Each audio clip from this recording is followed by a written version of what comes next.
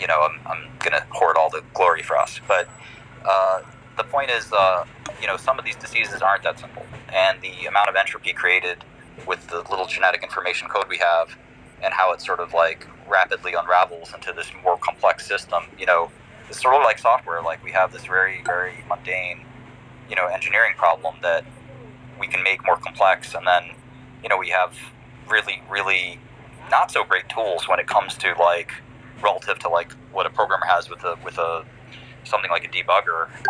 There was a joke on Twitter earlier about using debug statements, like just simple print statements to a log file to say, okay, this is where the program's going left, and that's sort of something that every programmer has done from time immemorial, no matter what you're taught on how to try and catch errors and stuff like that. Which, by the way, I'm doing that right now as we speak. Right, you just basically have it print out some variable or have it print out some statement just to see if that function got called or not. We don't have those kinds of tools quite yet. So as modern as people assume that drug discovery and disease management or disease diagnosis and things like that, like we have a mass spectrometer, which has been around for 60 years. We have liquid chromatography, which has been around for a similar amount of time. Genomics has been around actually quite a while. So we have high throughput genomics and next generation genomics, but we've been able to sort of tell nucleic acid sequences for a long time. There's a company called Applied Bio that figured that out 40 years ago. There's polymerase chain reaction that is quite old as well. I think the Nobel Prize for that was awarded in the 80s. So, our tools haven't expanded as quickly as maybe we think or we're led to believe.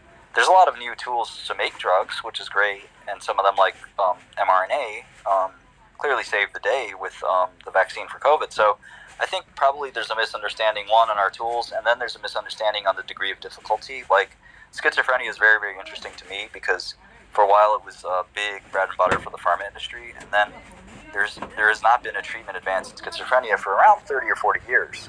And there's no good reason why. It's sort of a mix of lack of trying, it's a mix of lack of creative thinking, but really it boils down to the difficulty of the problem being like, you have this crazy entropy that has resulted in a weird disease state of psychosis.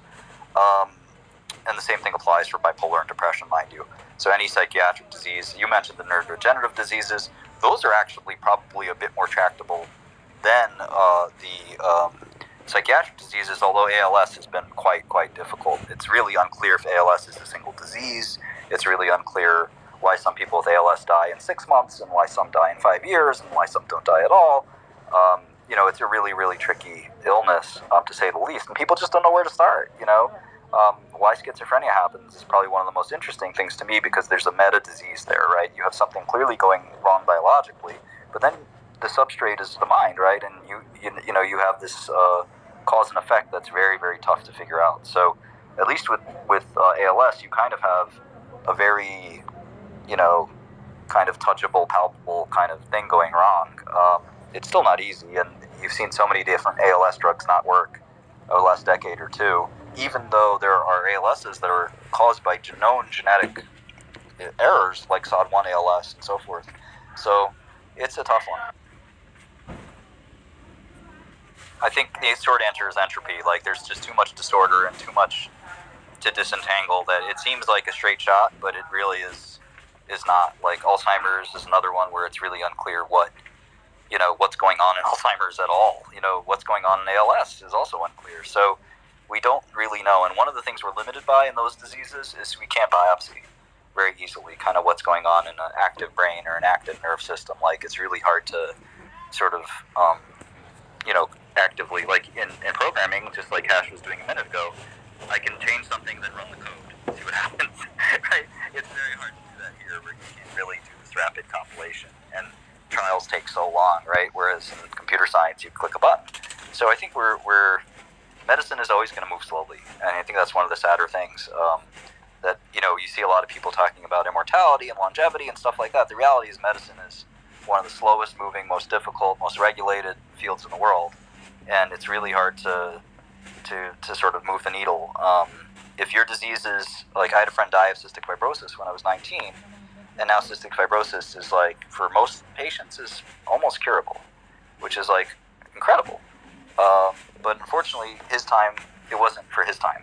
And SMA is the same same thing. Tens of thousands of people died of SMA, and now there's drugs. So, like, it's sort of a lottery of like, okay, when does the drug industry and academia figure it out? When they figure it out, you might get cured, you might not. ALS is one of these things where people have died of ALS, in the last 6 months, a year, last 2, 3, 4 years. Some people I know, and like, who knows? Maybe Biogen or one of these other companies comes up with a monster ALS drug. And that's why I think like the pharma industry really doesn't deserve to ever be demonized. Like, I have so many great friends